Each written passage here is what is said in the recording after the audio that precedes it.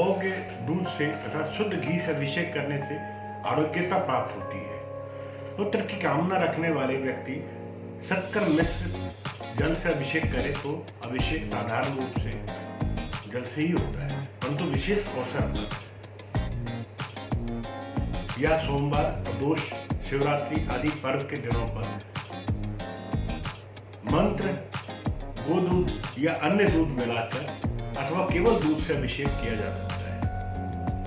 विशेष पूजा में दूध, दही, घृत, शहद और चीनी से अलग अलग अथवा सबको मिलाकर पंचामृत से भी अभिषेक किया जाता है।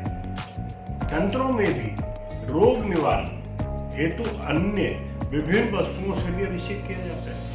यह करने का विधान है।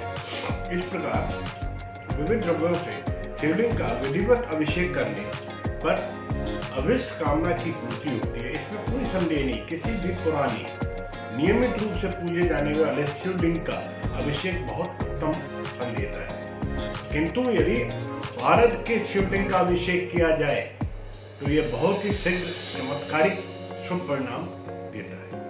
रुद्राभिषेक का फल बहुत ही शीघ्र प्राप्त होता है।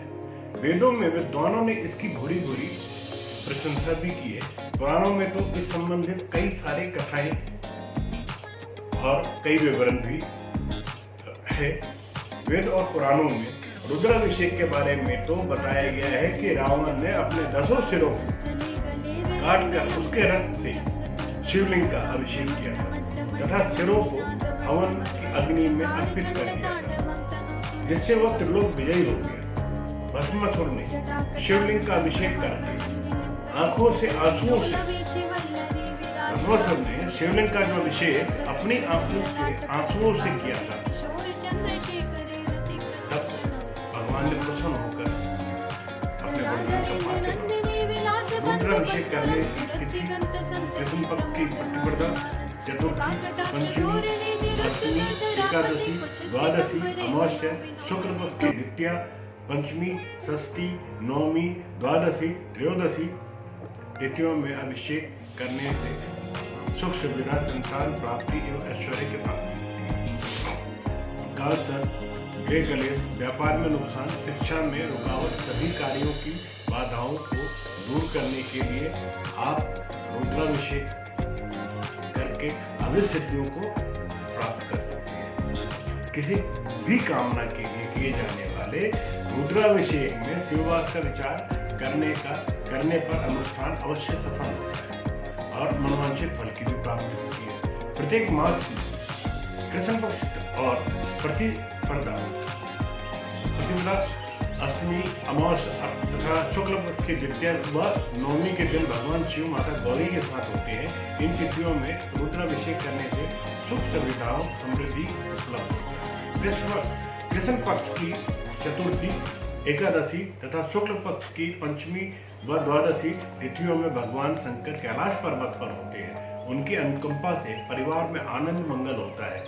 कृष्ण पक्ष की पंचमी, द्वादशी, शुक्ल पक्ष, षष्ठी, त्रयोदशी तिथियों पर महादेव नंदी पर सवार होकर संपूर्ण विश्व भ्रमण कर रहे होते हैं।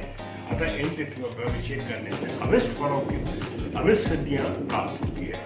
कृष्ण पक्ष की सप्तमी, चतुर्थी तथा शुक्ल पक्ष की प्रतिपदा, अष्टमी, पूर्णिमा में भगवान महाकाल शमशान में समाधिस्थ होते हैं।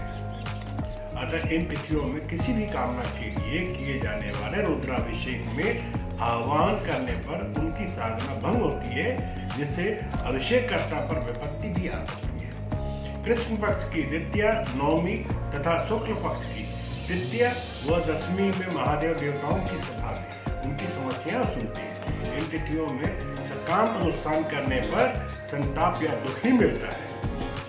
कृष्ण पक्ष की द्वितीया, दशमी तथा शुक्ल पक्ष की चतुर्थी एवं एकादशी में सदाशिव क्रीड़ारत रहते हैं। इन तिथियों में सकाम रुद्राभिषेक संतान को कष्ट प्रदान कराता है।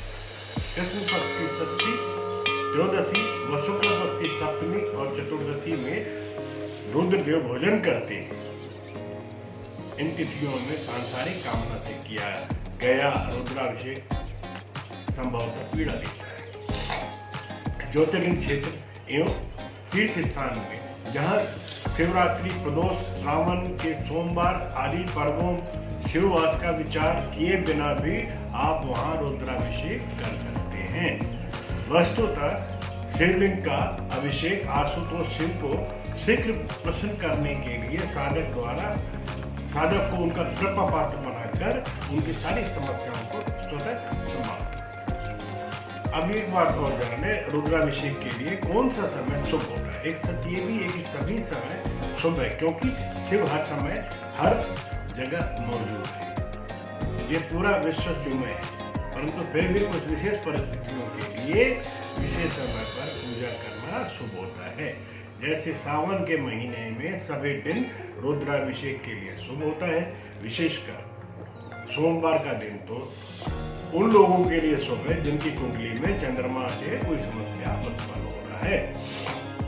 अगर किसी की कुंडली में पितृदोष है तो उसे 14 या अमावस को यह पूजा करनी चाहिए। अगर किसी को मंगल दोष है तो मंगलवार के दिन रुद्राभिषेक करना चाहिए। अपने जीवन को सफल बनाए और रुद्राभिषेक द्वारा प्राप्त शिव कृपा दूर करके नकारात्मकता को जीवन से दूर करें। ऐसी कामना मैं भी हर हर महादेव कह के आपसे भी कहता हूँ कि सदाशिव का नाम ले, उनके शरण में जाए।